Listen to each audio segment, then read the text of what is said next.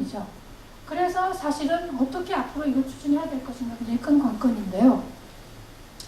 지금 현재 서울시의 신재가 정책 구상을 본다면 결국 그동안의 양적 공급, 아파트 위주, 중산층 위주, 민간개발 위주에서 앞으로는 질적 공급 수요자 중심으로 다양한 주택 유형을, 그 다음에 적정한 규모를, 그 다음에 공공의 지원을 확대하겠다. 이런 식으로 이제 정책 전환을 하겠다는 거고요. 주거지 정비 정책도 사업성 위주, 전면 철거 위주, 소유자 위주, 공공 계획 위주에서 공익성과 사업성 간의 균형을 맞춘 방식으로, 그 다음에 보존과 관리를 활용하는, 같이 병행하는 방식, 그 다음에 소유자 중심이 아닌 거주자 중심으로, 그 다음에 주민 참여 중심으로, 뭐 이렇게 패러다임을 바꾸겠다, 이렇게 얘기를 하고 있습니다. 즉, 그래서 거주자 중심의 제도 개선 방안 및 대안을 마련하고 있습니다. 지금 현재 진행이 되고 있는 거죠. 한편 이것을 뒷받침해주기 위해서 지난 연말에 도정법이 개정이 됐습니다. 그래서 2월 1일부터 발효가 됐는데요. 일단은 일몰제가 실행이 되고 있죠. 즉 정비구역의 해제를 보다 용이하게 하고 일몰제를 시행하고 있고요. 주민 요청에 의해서 정비구역이 해제가 될 수 있게 했고요. 그 다음에 사업시행 인가 등에 대해서는 시기 조정을 할 수 있도록 했습니다. 이거 법적인 뒷받침을 했습니다. 그런데 이제 문제는 뭐냐면 그 구역 해제에 따라서는 매몰 비용이라고 언론에 요즘 많이 나오는데, 매몰 비용을 국가가 지원해 주겠다고 했기 때문에 요즘에 이제 건설업체들이 거꾸로 해제하려면 니네들 지금까지 우리한테서 빌려간 돈 다 내라 하고 거꾸로 조합을 협박하고 있습니다. 그러나 또 한편으로는 해제를 했을 때 그렇다고 그동안 쓴 비용을 다 줄 수는 없습니다. 추진위원회까지 대략 한 5, 6억 정도가 소요가 되고요. 그 다음에 조합 정도 가면은 한 50억에서 100억 정도를 쓴다고 해요. 그러니까 조합 정도는 도저히 그 감당을 지원을 해줄 수 없는 상황이어서 정부에서는 우선 추진위까지만 비용 지원을 지원해주겠다, 뭐 이런 정도입니다. 그런데 이제 그것도 사실은 이제 그 처리 기준을 놓고 아직 기준이 만들어지지 않았고요. 만들고 있는 중입니다. 그래서 이제 기준을 어떻게 할 거냐 이게 있고요. 아마 요즘에 이제 아직 사회 본격화되지 않아서 조용한데, 건설업체들이 관심 있는 건 시기 조정입니다. 지금 2000세대 이상 되면은, 자치구청장이 시기를 조정할 수 있는 권한을 갖게 됩니다.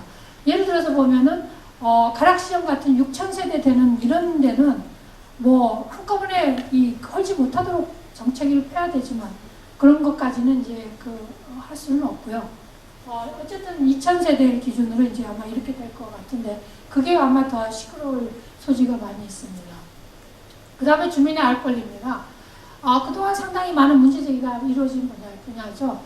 정부 추진위에 대해서 사업성 관련해서 정보를 제공하려 해서 서울시는 앞으로 주민들에게 추가 부담에 대한 미리 사전 고지가 없이는 이게 조합 승인을 해주지 않는 것으로 정책이 나왔습니다. 그렇기 때문에 앞으로는 이제 그게 의무화됐고요. 그 다음에 총회 참석 비율도 10에서 20%로 향상이 됐고요. 그 다음에 업계 부정행위에 대해서는 처벌을 강화했고, 공공관리자를 확대를 했는데, 문제는 이제 여기서 정보를 공개하도록 했지만, 이 공개된 정보가 정확한 정보가 공개되고 있느냐에 대한 모니터링은 어느 누구도 아직 하고 있지 않습니다. 이게 바로 문제인데요.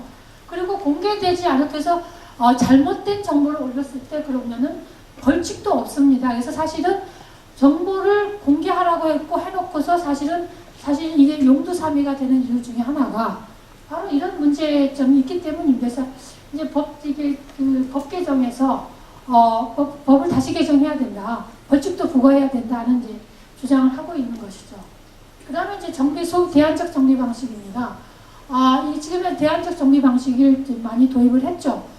가로 중심형으로, 가로를 중심으로 주택 소규모 정비 사업을 추진한다든가, 그 다음에 주거지 종합계획을, 관리계획을 수립한다든가, 주거환경 관리 사업으로 마을 만들기 등을 한다든가, 이런 것을 이미 하고 있는데, 여기서 마찬가지로 예를 들어서 가로주택 정비 사업 같은 경우에는 소규모이긴 합니다만은, 여러 가구가 모여서 사업을 하다 보니까 소규모 개발에 대한 주민 동의는 또 어떻게 할 거냐, 이런 거에 대한 또 세부적인 또 얘기가 나오고 있습니다.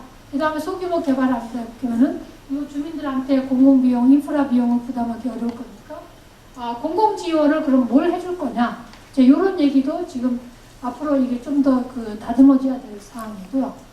정비 사업에 대한 그 사업 추진 활성화하기 위해서는 그동안 정부 법에서 이미 1가구 2주택 분양을 허용을 했고 임시상가 설치하도록 했고 세입자 추가 시, 대개저택 추가 시 용적률 인센티브 이런 거 법이 다 개정이 됐어요. 문제는 이제 뭐냐면은 비용이죠. 공공 지원 어떻게 해줄 거냐 하는 겁니다. 정책은 다 굉장히 좋습니다. 방향도 잘 바뀌었고요. 그런데 문제는 재원 확보를 어떻게 할 거냐는 거죠. 지금 현재 정부가 가지고 있는 유일한 돈은 국민주택기금인데 국민주택기금은 채권을 기반으로 조성되기 때문에 자금 회수를 기반으로 하는 겁니다. 그런데 앞으로 보면 주택 바우처에 대한 비용도 줘야 되는 거고 하기 때문에 중앙정부 차원에서 이게 어느 정도 비용을 추가로 확보해야 됩니다. 그 다음에 정비사업도 마찬가지로 앞으로는 서울에서는 조금 자체적으로 사업을 추진할 수 있는 주가 있겠지만 서울을 제외한 나머지에서는 자체적으로 사업을 추진하는 지역은 거의 없을 걸로 보기 때문에 중앙정부의 지원이 그렇게 굉장히 적극적으로 필요하다고 보겠습니다. 결국은 미국의 HDB나 한 것처럼 재정의 일부를 투입할 수밖에 없는 그런 구조입니다. 그래서 그러나 이제 이것은 결국은 본다면은 지금까지 투입 안 한 재정을 투입한다는 것은 그야말로 정부의 정책의 패러다임이 바뀌는 거죠. 즉 예산의 우선순위가 바뀌는 것을 의미하기 때문에 굉장히 큰 변화라고 볼 수 있겠습니다. 그러나 그렇지 않고서는 이게 정책의 이 방향 전환이 굉장히 어렵다 하는 걸 알 수 있겠고요. 그 다음에 이제 시민사회단체와 거버넌스 체계를 구축할 필요가 있다는 겁니다. 즉 아까도 말씀을 드렸습니다만은 공공임대주택의 경우 앞으로는 지역균형, 불균형이 확산되기 때문에 주택시장에서 시장 지역 논리에 대한 변화는 분명히 변화가 필요하고요. 그 다음에 공공임대주택의 경우에도 막대한 재정이 소요되기 때문에 민간의 투자 역량을 활용할 수밖에 없겠다. 이런 방법을 모색해야 되겠다는 거고요. 그 다음에 이제 또 한 가지 주거복지 확대를 위해서는 정부 인력만으로는 한계가 있습니다. 즉 적정한 인력에게 복지가 필요한 인력에게 필요한 복지가 돌아가기 위해서는 지금 요즘에 이 소득 보존해주는 방식으로 기초생활과 소득을 보존해주는 방식으로 일일이 전문가 복지사들이 쫓아다니면서 정말로 필요한가 본지를 다 확인해야 됩니다. 그래서 그걸 다 공무원들이 할 수는 없겠고요. 그래서 민간의 주거복지 전문가들과 적극적인 연대가 필요하고요. 그래서 민간의 부분의 자원과 노하우를 공유하는 형태로 민관 협력이 필요하다고 보겠습니다. 마지막으로 이제 수도권 지자체가 하는 광역 협력체계 구축이죠. 수도권 주택시장은 서울, 인천, 경기도까지 포괄하는 광역시장인데 요즘에 이제 수도권 자치단체와의 수도권 정책협의회라는 게 가동이 되고 있습니다. 그런데 이제 이런 것들이 지금 현재는 정치적인 현안, 주로 예산 문제에 집중을 하고 있는데 주택 분야에서는 이게 하나의 시장이기 때문에 주거시장 등을 통해서 시장을 같이 모니터링하고 중장기적인 발전 방향을 협의하는 이런 데로 이제 확대할 필요가 있겠다 하는 그런 이제 것이 또 하나의 과제가 되겠습니다. 이상입니다. 감사합니다. 질문도 하고 싶고 그러시죠? 네, 강연입니다. 네, 마침 저희 장혜인 부원장님께서 우리 다른 교수님들 발표를 듣고 하신다고 했으니까요. 조금 더